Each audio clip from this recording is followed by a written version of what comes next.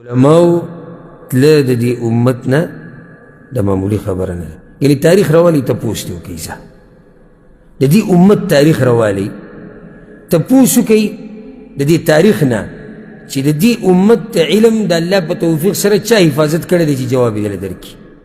تپوس وکړئ د دې تاریخ نه د دې امت ته عقیدې چا حفاظت کړی دی، تپوس دې وکړئ. تپوس وکړئ د دې تاریخ نه چې د دې پیغمبر صلی الله علیه وسلم د حدیثونو دفاع چا کړې ده، د تپوس دې وکړئ. د دنیا والو ته خو صرف دا ښکاري چې شیخ صاحب او مولوي صاحب سپینې جامې اچولي دي او خبره ختمه شوه. ته د څه نه خبرې مړه؟ د هغه وخت نه واله د اوسه پورې الله سبحانه وتعالی د دې دین حفاظت کې دا خو موږ ته پته ده، خو حفاظت یې په سړو باندې کوي. حفاظت یې په سړو کوي. هغه سړي څوک دي؟ علما دي. و چې یو داسې سړی د دې امت نه کمیږي چې الله په هغه باندې د دین حفاظت کوي، دا به نقصان خبره نه،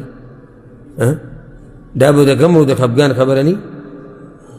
الله لنډه خبره کړې ده، سبحان الله. قل هل يستوي الذين يعلمون والذين لا يعلمون. اے پیغمبر تپوس کوي د خلکو چې آیا برابر دي هغه خلک چې پوهیږي او هغه چې نه پوهیږي؟ برابر دي؟ نه دي برابر. نو د علماو مرګ د یو لوی مصیبت دی. ښه موږ به څه کوو چې د علماو مرګ را باندې راشي؟ څه به کوو؟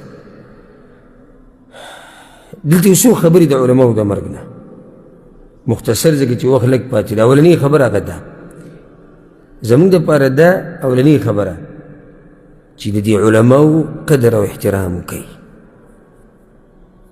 د علماو قدر او احترام وکړئ. او دا زموږ د اهل الحدیث او د اهل سنت والجماعت دا زموږ عقیده ده، دا موږ دین ګڼو. د علماو احترام دا موږ د الله عبادت ګڼو. د امامانو قدر کول دا موږ په دې سره ځان نږدې کوو. چاته؟ ځان پې نږدې کوو الله ته.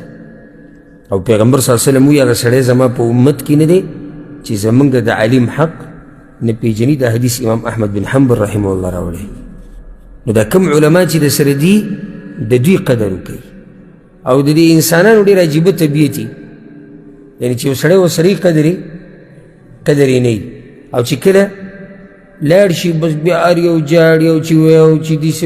نو دا کم چې دي د دوی قدر وکړه که نه، که نه صرف به ته په هغه پسې جاړې او په هغه پسې به جاړې او په هغې کې به دا بل هم لاړ شي او بیا به دا بل هم لاړ شي. نو کې بس